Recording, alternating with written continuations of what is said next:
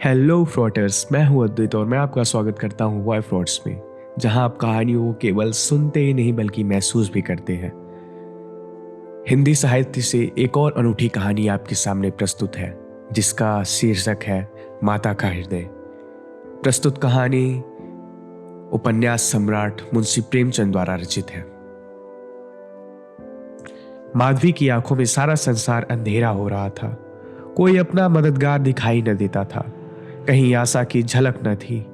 उस निर्धन घर में वह अकेली पड़ी रोती थी और कोई आंसू पोंछने वाला न था। उसके पति को मरे हुए 22 वर्ष हो गए थे। घर में कोई संपत्ति न थी। उसने न जाने किन तकलीफों से अपने बच्चे को पाल पोस कर बड़ा किया था।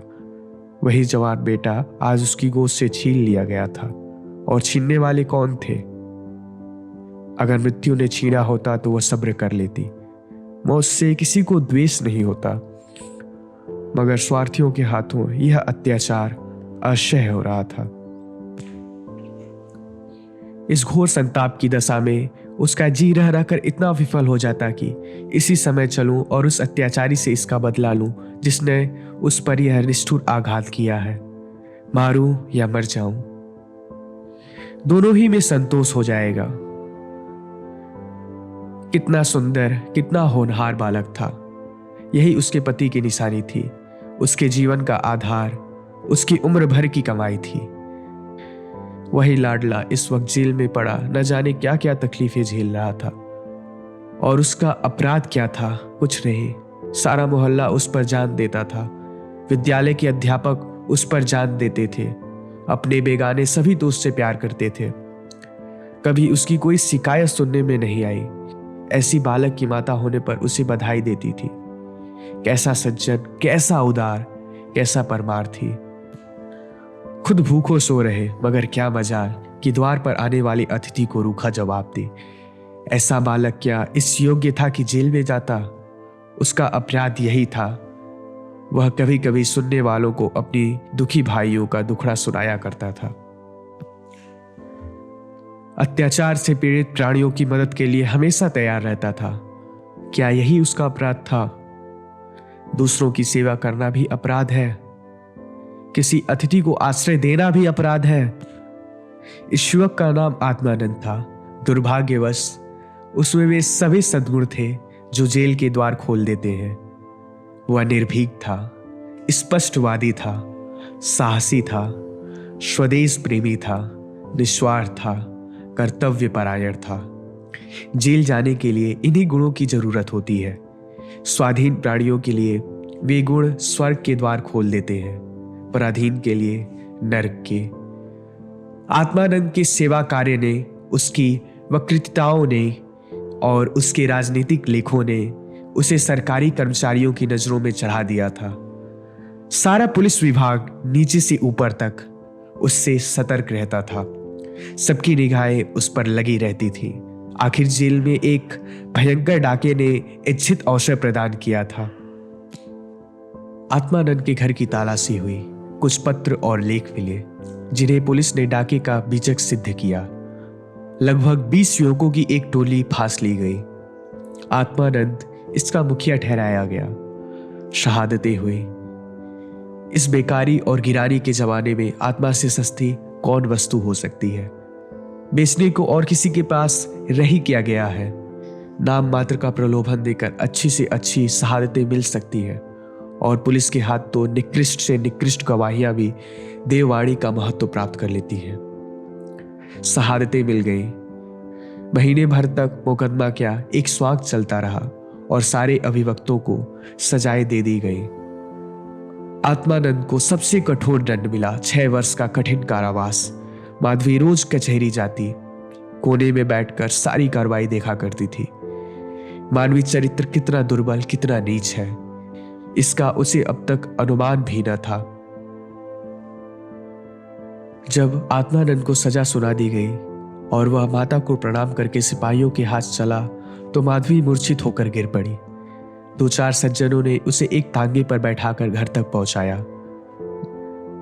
जब से वह होश में आई है, उसके हृदय में सूल सा उठ रहा है। किसी तरह धैर्य नहीं होता।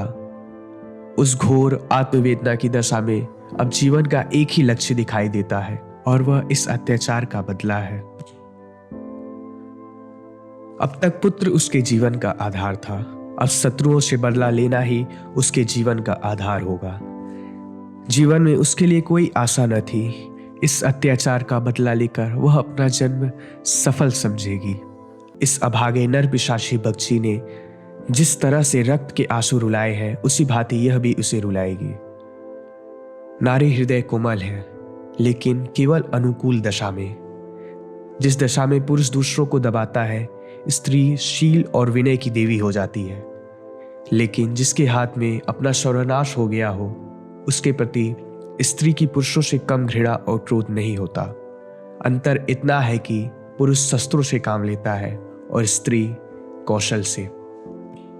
राह भीगती जाती थी और माधवी उठने का नाम न लेती थी। उसका दुख प्रतिकार की आवेश में विलीन होता जाता था, यहाँ तक कि इसके सिवा उसे और किसी बात की याद न रही थी। उसने सोचा, कैसे यह काम होगा। कभी घर से न निकली। वैधव्य के 22 साल इसी घर कट गए, लेकिन अब निकलूंगी, जबरदस्ती निकलूंगी, भिखारिन बनूंगी, टहलनी बनूंगी, झूठ बोलूंगी, सब कुकर्म करूंगी। सत्कर्म के लिए संसार में स्थान नहीं है। ईश्वर ने निराश होकर कदाचित इसकी ओर से मुंह फेर लिया है। जभी तो ऐसे ऐसे अत्याचार होते हैं और पापियों को दंड नहीं मिलता। अब इन्हीं हाथों से दंड दूंगी। संध्या का समय था। लखनऊ के एक सजे हुए बंगले में मित्रों की महफिल जमी हुई थी। गाना बजाना हो रहा था। एक तरफ आतिशबाजियां रखी हुई थी, दूसरे कमरे में मेजों पर खाना चुना जा रहा था। चारों तरफ पुलिस के कर्मचारी नजर आते थे। वह पुलिस के सुपरिटेंडेंट मिस्टर बगीची का बंगला है। कई दिन हुए उन्होंने एक मार्की का मुकदमा जीता था। अफसरों ने खुश होकर उनकी तरक्की कर दी और उसी की खुशी में यह उत्सव मनाया जा रहा है। यहाँ आए दिन ऐसे उत्सव होते रहते हैं। मुफ्त के गवैये मिल जाते हैं, मुफ्त की आतिशबाजी, फल और मेवे और मिठाइयाँ आधे दामों पर बाजार से आ जाती थी और चट दावतें हो जाती थी। दूसरों के जहाँ 100 लगते, वहाँ इनका 10 में काम चल जाता। दौड़ धूप करने को सिपाहियों की फौज थी ही, और यह मार्के का मुकदमा क्या था, वह जिसमें निरपराध युवकों को बनावटी शहादत से जेल में ठूस दिया गया था। गाना समाप्त होने पर लोग भोजन करने बैठे। बेगार के मजदूर और पल्लेदार जो बाहर से दावत और सजावट के सामान लाए थे, रोते या दिल में गालियां देते हुए चले गए। पर एक बुढ़िया अभी तक द्वार पर बैठी हुई थी और अन्य मजदूरों की तरह वह भुनभुना कर काम कर रही थी। हुक्म पाते ही खुश दिल मजदूरों की तरह हुक्म बजा लेती। यह माधवी थी, जो इस समय मजदूर का वेश धारण करके अपना घातक संकल्प पूरा करने आई थी। मेहमान चले गए, महफिल उठ गई, दावत का सामान समेट दिया गया। चारों ओर सन्नाटा छा गया, लेकिन माधवी अभी तक वहीं बैठी थी। शहशाह मिस्टर बागची ने पूछा, बुढ़ी तू यहाँ क्यों बैठी है? तुझे खाने को मिल गया? माधवी, हाँ हुजूर मिल गया। बागीची, तो जाती क्यों नहीं? माधवी, कहाँ जाऊं सरकार, मेरा कोई घर द्वार थोड़ी ही है। हुक्म हो तो यहीं पड़ी रहूं। पाव भर आटे की परवस्ती हो जाए हुजूर। बगीची, नौकरी करेगी? माधवी, क्यों न करूंगी सरकार, यही तो चाहती हूं। बगीची, लड़का खिला सकती है? माधवी, हाँ हुजूर, वह मेरे मन का काम है। बगीची, अच्छी बात है, तू आज से ही रह। जा घर में देख, जो काम बतावे वहां कर। 1 महीना गुजर गया। माधवी इतना तन मन से काम करती है कि सारा घर उससे खुश है। बहू जी का मिजाज बहुत ही चिड़चिड़ा है। वह दिन भर खाट पर पड़ी रहती है और बात बात पर नौकरों पर झल्लाया करती है, लेकिन माधवी उनकी घुड़कियों को भी सहर्ष सह लेती है। अब तक मुश्किल से कोई 2.5 सप्ताह से अधिक ठहरी थी। माधवी का कलेजा है कि जली कटी सुनकर भी मुख पर मैल नहीं आने देती। मिस्टर बागची के कई लड़के हो चुके थे, पर यही सबसे छोटा बच्चा बच रहा था। बच्चे जन्म तो हिष्ट पुष्ट लेते थे, लेकिन जन्म होते ही एक न एक रोग लग जाता था। कोई 2-4 महीने, कोई साल भर जीकर चला जाता था। माँ बाप दोनों इस शिशु पर प्राण देते थे। उसे जरा जुलाब में हो तो दोनों विकल हो जाते थे। स्त्री पुरुष दोनों शिक्षित थे, पर बच्चे की रक्षा के लिए टोना टोटका, दुआ ताबीज, जंतर मंतर एक से भी न इनकार करते थे। माधवी से यह बालक इतना हिल गया कि एक क्षण में भी उसकी गोद से न उतरता। वह कहीं एक क्षण के लिए चली जाती तो रो रो कर दुनिया सर पर उठा लेता। वह सुलाती तो सोता, वह दूध पिलाती तो पीता, वह खिलाती तो खेलता। उसी को अपनी माता समझता। माधवी के सिवा उसके लिए संसार में कोई अपना न था। बाप को तो वह दिन भर में केवल 2 बार देखता था और समझता यह कोई परदेसी आदमी है। माँ आलस्य और कमजोरी के मारे गोद में लेकर टहल न सकती थी। उसे वह अपनी रक्षा का भार संभालने के योग्य न समझता था, और नौकर चाकर उसे गोद में ले तो इतनी बेदर्दी से उसके कोमल अंगों में पीड़ा होने लगती थी। कोई उसे ऊपर उछाल देता था, यहाँ तक कि अबोध शिशु का कलेजा मुंह तक आ जाता था। उन सबों से वह डरता था।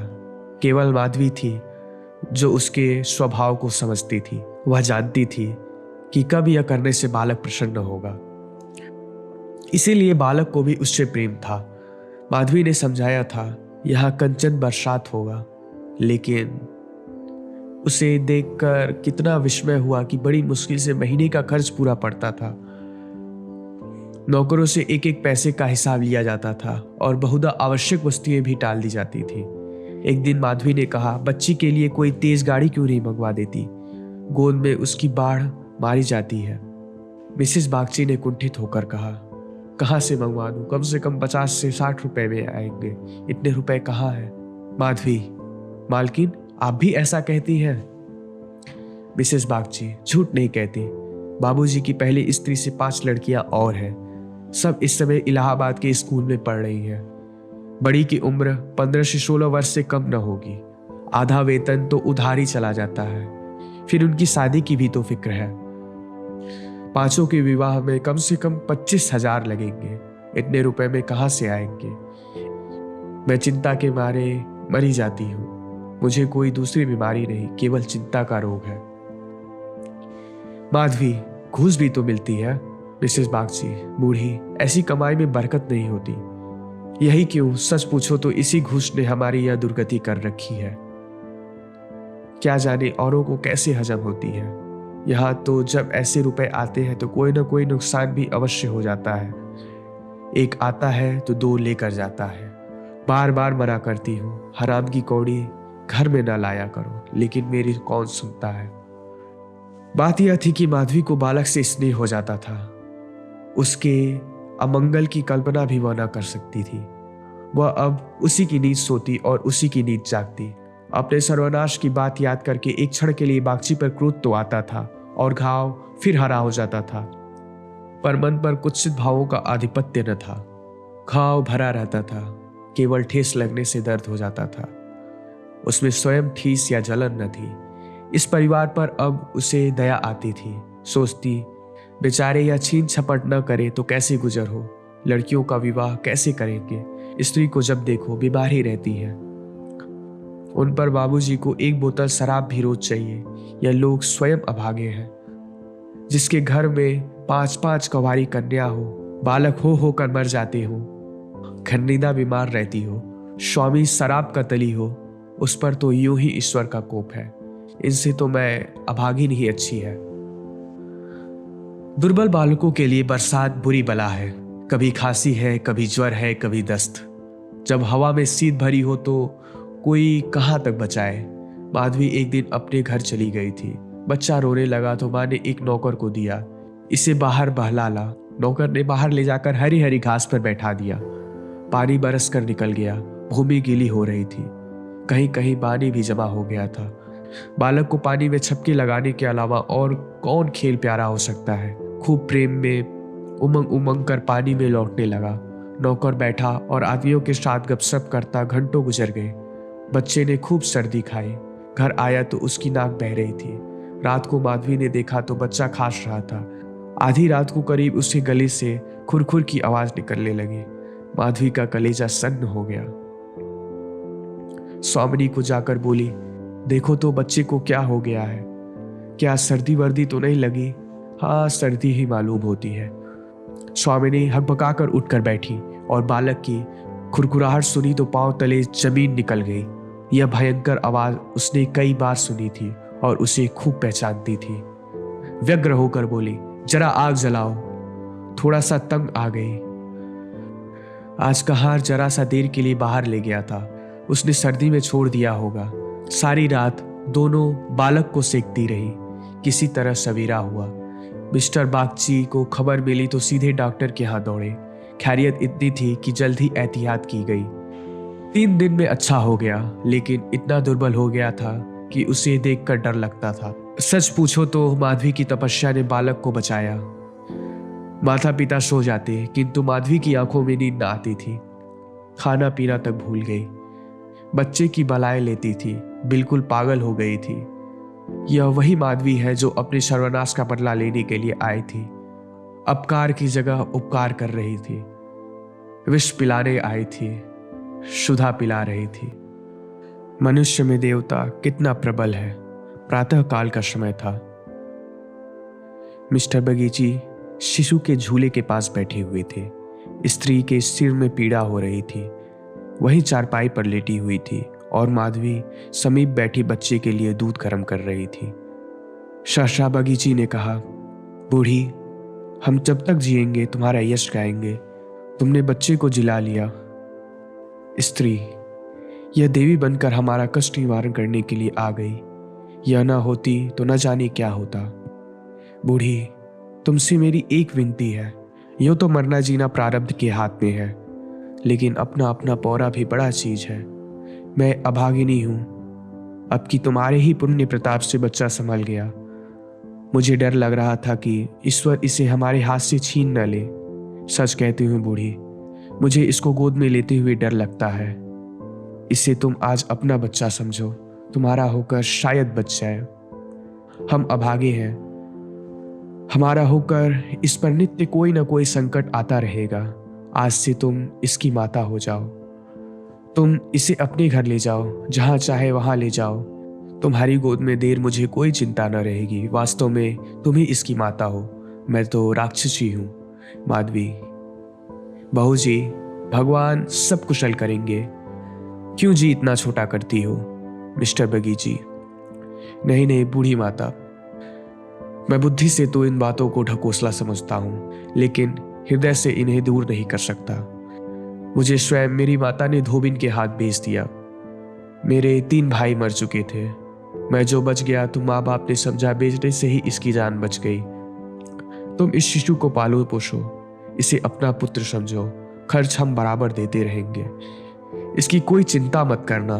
कभी कभी जब हमारा जी चाहेगा तो आकर देख लिया करेंगे। हमें विश्वास है कि तुम इसकी रक्षा हम लोगों से कहीं अच्छी तरह से कर सकती हो। मैं कुकर्मी हूं। जिस पेशे में हूं उसमें कुकर्म किए बगैर काम नहीं चल सकता। झूठी शहादतें बनानी पड़ती है, निरपराधों को फंसाना पड़ता है। आत्मा इतनी दुर्बल हो गई है कि प्रलोभन में पड़ ही जाता हूं। जानता ही हूं कि बुराई का फल बुरा ही होता है, पर परिस्थिति से मजबूर हूं। अगर ना करूं तो आज नालायक बनकर निकाल दिया जाऊंगा। अंग्रेज हजारों भूल करे, कोई नहीं पूछता। हिंदुस्तानी एक भी भूल कर बैठे तो सारे अफसर उसके सिर हो जाते हैं। हिंदुस्तानियत का दोष मिटाने के लिए कितनी ही ऐसी बातें करनी पड़ती हैं जिनका अंग्रेज के दिल में कभी ख्याल ही नहीं पैदा हो सकता। तो बोलो, स्वीकार करती हो? माधवी गदगद होकर बोली, आपकी इच्छा है तो मुझसे भी जो कुछ बन पड़ेगा आपकी सेवा कर दूंगी। भगवान बालक को अमर करे, मेरी तो उससे यही विनती है। माधवी को ऐसा मालूम हो रहा था कि स्वर्ग के द्वार सामने खुल गए हैं और स्वर्ग की देवियां आंचल फैला फैला कर आशीर्वाद दे रही है, मानो कि उसके अंतस्थल में प्रकाश की लहरों से उठ उठी है। स्नेहमय सेवा में कितनी शांत थी। बालक अभी तक चादर ओढ़े सो रहा था। माधवी ने दूध गर्म हो जाने पर उसे झूले पर से उठाया तो चिल्ला पड़ी। बालक की देह ठंडी हो गई थी और मुंह पर पीलापन आ गया था, जिसे देखकर कलेजा हिल जाता था। कंठ से आह निकल आती थी और आंखों से आंसू बहने लगते थे। जिसने एक बार देखा है फिर कभी नहीं भूल सकता। माधवी ने शिशु को गोद से चिपटा लिया, हालांकि नीचे उतार देना चाहती थी। कोहराम मच गया। माँ बच्चे को गले लगाए रोती थी, पर उससे जमीन पर सुलाती थी। क्या बातें हो रही थी और क्या हो गया। मौत का धोखा दाने में आनंद आता है। वह उस वक्त कभी नहीं आती जब लोग उसकी राह देखते हैं। रोगी जब संभल जाता है, जब वह पथ्य लेने लगता है, उठने बैठने लगता है, घर भर में खुशियां मनाने लगता है, सबको विश्वास हो जाता है कि संकट टल गया है, उस वक्त घात बैठी हुई मौत सिर पर आ जाती है। यही उसके निष्ठुर लीला है। आशाओं के बाग लगाने में हम कितने कुशल हैं। यहाँ हम रक्त के बीज बोकर सुधा के फल खाते हैं, अग्नि से पौधों को सींचकर शीतल छाह में बैठते हैं। हाँ, मंद बुद्धि। दिन भर मातम होता रहा। बाप रोता था, माँ तड़पती थी और माधवी बारी बारी से दोनों को समझाती थी। यदि अपनी प्राण देकर वह बालक को जिला सकती तो इस समय अपना धन्य भाग समझती। वह अहित का संकल्प करके यहाँ आई थी, और जब आज उसकी मनोकामना पूरी हो गई और उसे खुशी से फूला न समाना चाहिए था, उससे कहीं घोर पीड़ा हो रही थी, जो अपने पुत्र की जेल यात्रा में हुई थी। रुलाने आई थी और खुद रोती जा रही थी। माता का हृदय दया का आगार है। उसे जलाओ तो उसमें दया की ही सुगंध निकलती है, पीसो तो दया की ही रस निकलता है। वह देवी है। विपत्ति की क्रूर लीलाएं भी उस स्वच्छ निर्मल स्रोत को मलिन नहीं कर सकती।